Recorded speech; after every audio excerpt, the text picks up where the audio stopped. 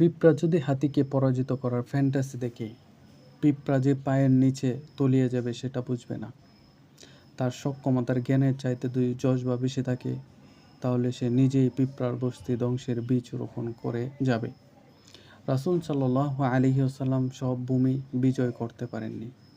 অনেক ভূমি সাহাবীদের যুগে বিজয় হয়েছে, অনেক ভূমি তাবেঈনদের যুগে বিজয় হয়েছে।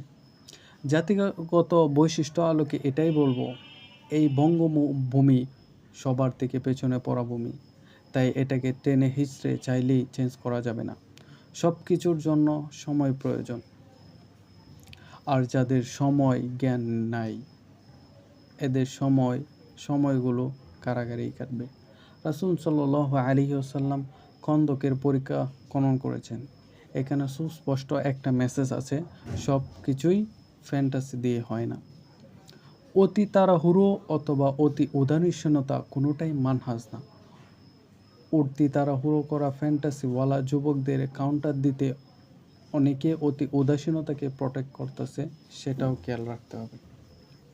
ফ্যান্টাসিওয়ালাদের ইস্যু আসলেই দায় মুক্তি দিয়ে তাদের অন্যদেরকে জড়িয়ে নিজেদের ভিতরে ক্ষোভ মেটানোর কলম চালানোও চোখ রাখতে হবে।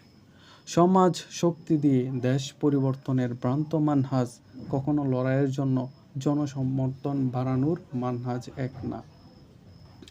তাই একটা বিপদ দেখা দিলেই সমাজ বিপ্লব মানহাজ নিজেদেরই সঠিক জ্ঞান বিতরণটা দৃষ্টিকটু, আর সবচেয়ে দৃষ্টিকটু নিজেদেরকে অধিক পাণ্ডিত্য ও নিজে যা বলে তাই সঠিক এই চিন্তা।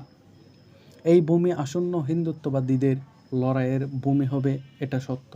এটার জন্য প্রয়োজন ধীরস্থির পদক্ষেপ। এর মানে এই না নিরীহ হয়ে থেকে কল্পিত রাষ্ট্র জয় করার ফ্যান্টাসি। আসলে অনেকে বুঝতেই চায় না কখন কি বলতে হবে, বা একটা ইস্যু পেলে তার সাথে সবগুলো গুলিয়ে ফেলে ইচ্ছায় বা অনিচ্ছায়।